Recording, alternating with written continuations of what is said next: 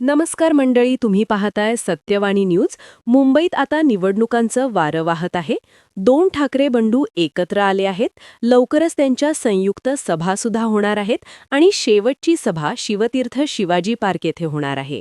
मुंबईवर भगवा झेंडा फडकवा अशी प्रत्येक पक्षाची इच्छा आहे. त्यामध्ये राष्ट्रीय काँग्रेस अजित पवार, राष्ट्रवादी तसेच शरद पवार यांची राष्ट्रवादी, शिवसेना ओरिजिनल तसेच शिंदे गट, भाजपा, महाराष्ट्र नवनिर्माण सेना हे सर्व पक्ष आता कामाला लागलेले आहेत. दोन ठाकरेंबंधूंची वारंवार भेट होत आहे आणि दोघांचा जागा वाटप सुद्धा चांगलं झालेलं आहे. महाराष्ट्र नवनिर्माण सेनेने ठाकरेंना जास्त जागा दिल्या तरी काहीच हरकत घेतली नाही. त्यामुळे आता दोघांचे वाद असतील किंवा जे काही असेल ते महाराष्ट्रापेक्षा मोठे आहेत असं राज ठाकरेंनी म्हटलं होतं. त्यावरून हा महत्त्वाचा धक्कादायक सर्वे आपण बघूया. त्यामध्ये पहिला पक्ष आहे राष्ट्रवादी काँग्रेस पार्टी अजित पवार यांची. अजित पवार यांची मुंबईत ताकद अतिशय कमी आहे. ते स्वतंत्र लढत आहेत भाजप आणि शिंदे गटासोबत. ते आता यावेळी गेलेले नाहीत. त्यामुळे ते जवळजवळ 100 जागांवर लढत आहेत. परंतु या सर्वेमध्ये त्यांच्या जागा नेमक्या किती दाखवत आहेत? दोन राष्ट्रवादी एकत्र असताना सुद्धा त्यांच्या जागा कमीच होत्या. आता या सर्वेमध्ये अजित पवार यांच्या 2 ते 5 जागा या सर्वेमध्ये दाखवत आहेत. त्यामुळे अजित पवार यांची ताकद सत्तेत असून सुद्धा मुंबईत अतिशय कमी दिसत आहे. त्यामुळे येणाऱ्या काळात राष्ट्रवादीला पुढे काय करावं लागेल हे त्यांनीच ठरवावं.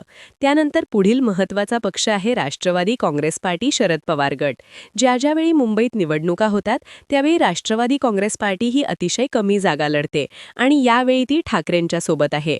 राज ठाकरे, उद्धव ठाकरे आणि शरद पवार यांची मुंबईत महाविकास आघाडी आहे.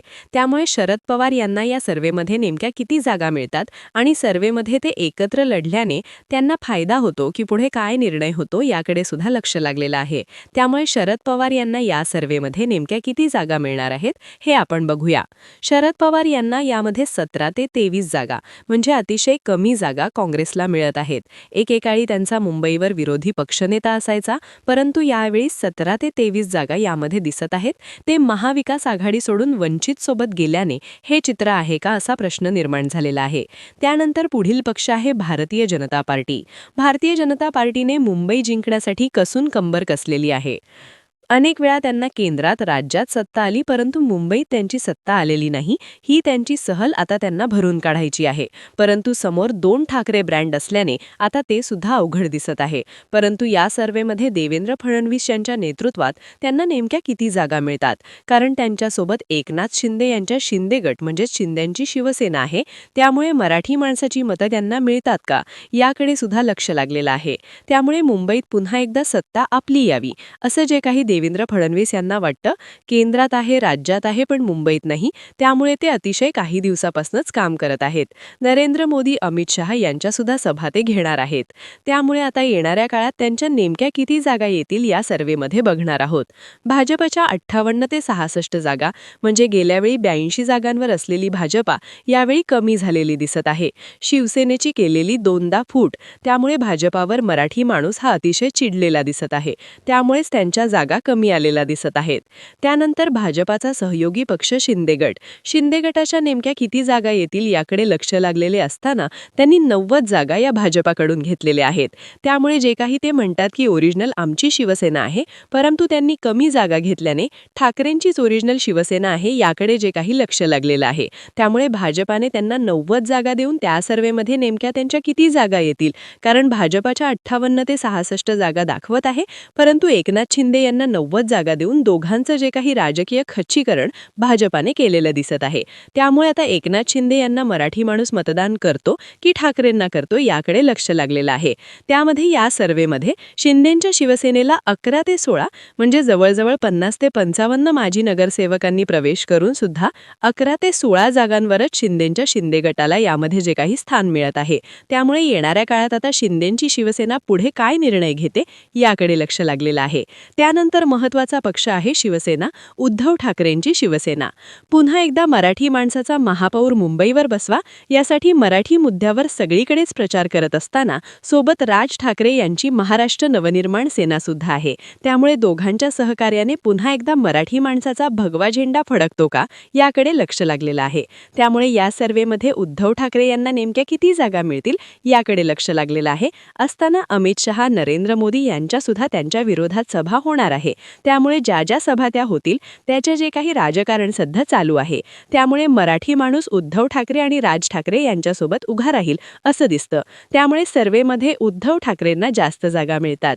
गेल्या वेळी त्यांच्या 84 जागा होत्या, परंतु अनेक नगरसेवकांनी प्रवेश केल्याने त्यांच्या जागा 100 पर्यंत पोहोचल्या होत्या. त्यामुळे आता येणाऱ्या काळात मराठी माणसाचा महापौर मुंबई महानगरपालिकेवर होतो का याकडे लक्ष लागलेलं आहे.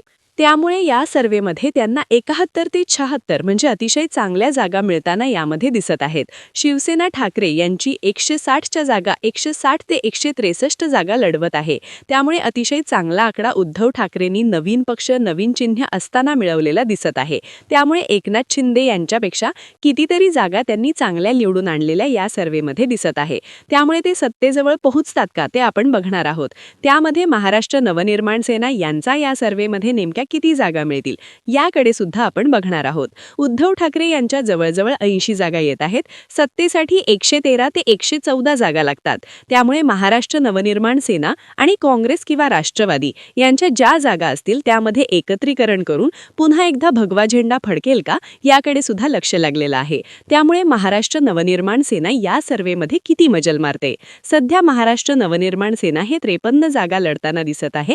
त्यामुळे या सर्व्हेमध्ये महाराष्ट्र नवनिर्माण सेनेला या 24 ते 30 जागा म्हणजे अतिशय सर्वांपेक्षा चांगल्या स्ट्राईक रेटने महाराष्ट्र नवनिर्माण सेना या जागा आणेल व त्या जागा आणि उद्धव ठाकरे यांच्या जागा तसेच काँग्रेस किंवा राष्ट्रवादी यांच्या जागा मिळून पुन्हा एकदा बहुमत हे ठाकरेंचे येईल व मराठी माणसाचा भगवा झेंडा मुंबईवर फडकेल असं दिसतं. त्यामुळे उद्धव ठाकरे, महाराष्ट्र नवनिर्माण सेना यांचं या सर्व्हेमध्ये वर्चस्व दिसत आहे. मित्रांनो, तुम्हाला काय वाटतं? मुंबईवर झेंडा फडकेल? तुम्ही सुद्धा तुमच्या प्रतिक्रिया कमेंट बॉक्समध्ये नक्की व्यक्त करा आणि अशाच राजकीय घडामोडी जाणून घेण्यासाठी आपल्या सत्यवाणी न्यूज या चॅनलला सबस्क्राईब करा. धन्यवाद.